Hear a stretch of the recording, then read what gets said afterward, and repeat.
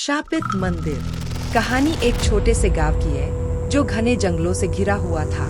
उस गांव के बीचों बीच एक प्राचीन मंदिर था जिसे लोग शापित मानते थे। कहा जाता था कि उस मंदिर में रात के समय जाने वाला कोई भी व्यक्ति कभी वापस नहीं आता।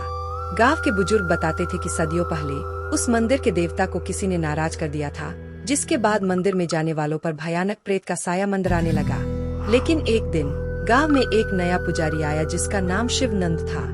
वह युवा था, साहसी था और अंधविश्वास में विश्वास नहीं करता था। जब उसने गांव वालों से मंदिर के बारे में सुना तो उसने यह बात हंसी में उड़ा दी।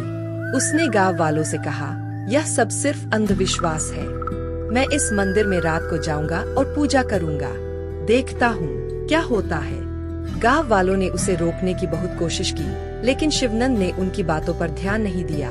वह उस रात अकेले ही मंदिर की ओर चल पड़ा।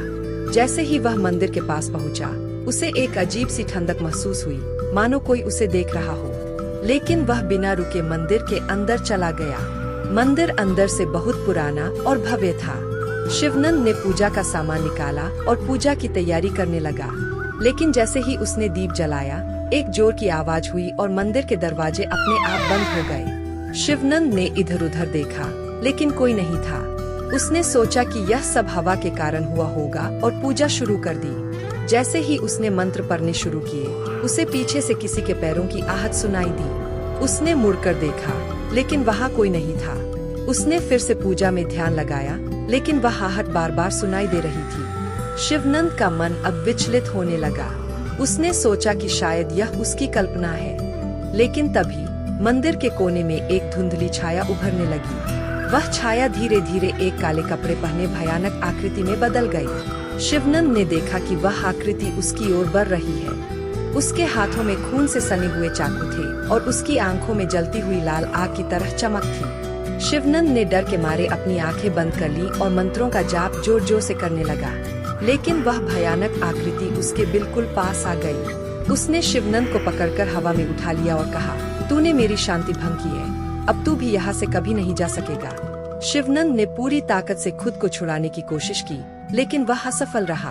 तभी मंदिर की दीवारों पर लगे प्राचीन चित्र जीवंत हो उठे और उन चित्रों से देवताओं की आकृतियां बाहर आने लगी।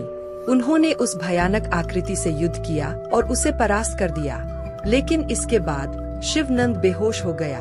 अगली सुबह गांव वालों ने देखा कि मंदिर का दरवाजा खुला हुआ है। जब वे अंदर पहुँचे तो उन्होंने शिवनंद को मूर्छित हालत में पाया।